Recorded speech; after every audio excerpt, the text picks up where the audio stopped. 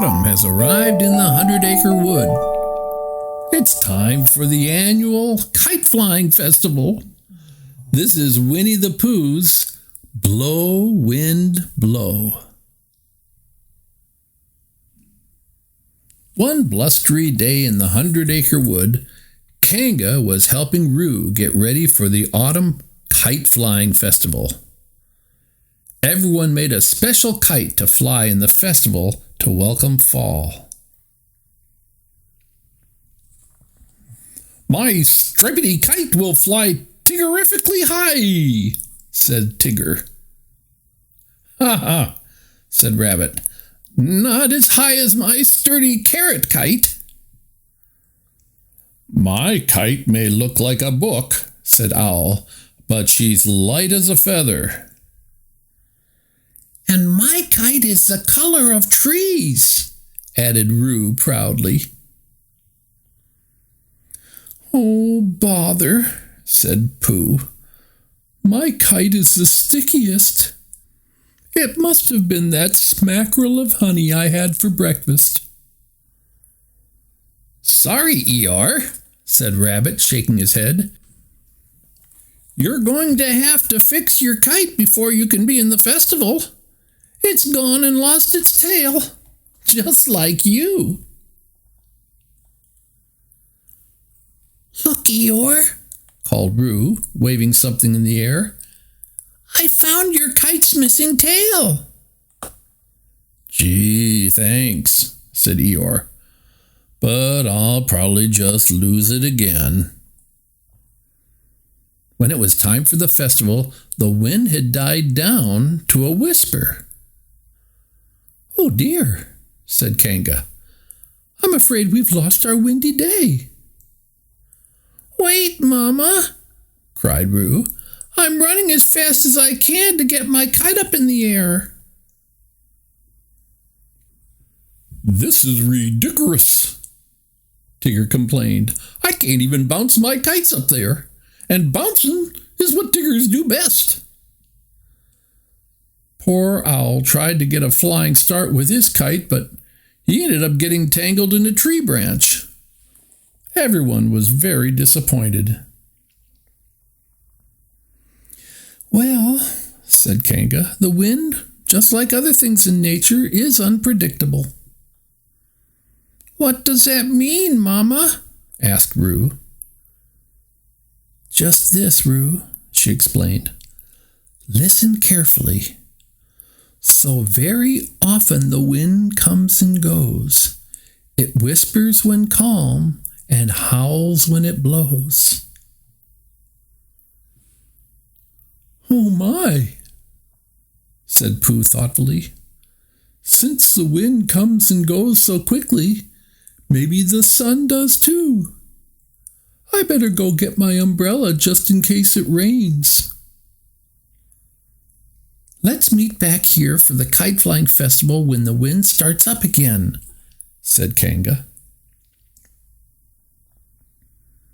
"Mama," called Roo, "is it okay if I go get my boat to sail on the pond?" "Yes, dear," said Kanga, "as long as you're careful and bring a friend to watch you."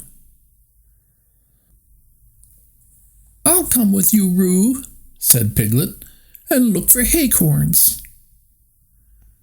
"Well, it's back to planting for me," said Rabbit, hurrying off to his garden.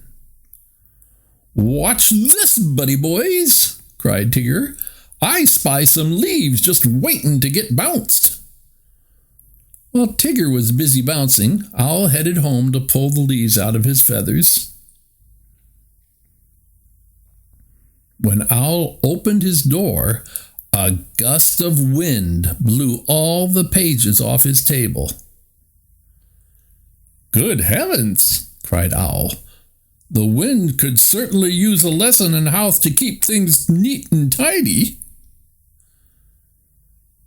Back at home, Kanga was looking for her apron. Suddenly, it blew in off the clothesline and landed right on her head. "Well," said Kanga, "I better take my laundry in before the wind does it for me." Suddenly, another gust of wind blew through the wood. Roo watched his boat swoosh across the stream. "Gee," said Roo, "the wind is not only making my boat move, it's making the water move too." "Oh dear," said Piglet, "the wind has changed its mind again." Meanwhile, Pooh had just headed out the door with his umbrella to join Piglet and Roo when he suddenly got caught up in the wind. "Bother," thought Pooh, pushing back the breeze with all his might. "What a pushy sort of wind." In Rabbit's garden, the weather vane was spinning madly in the breeze. "The kite-flying festival," cried Rabbit. "If the wind is back, it must be starting. I better hurry." Rabbit rushed out of his garden and went to find Eeyore. But when he got to Eeyore's, the wind had knocked down his house of sticks.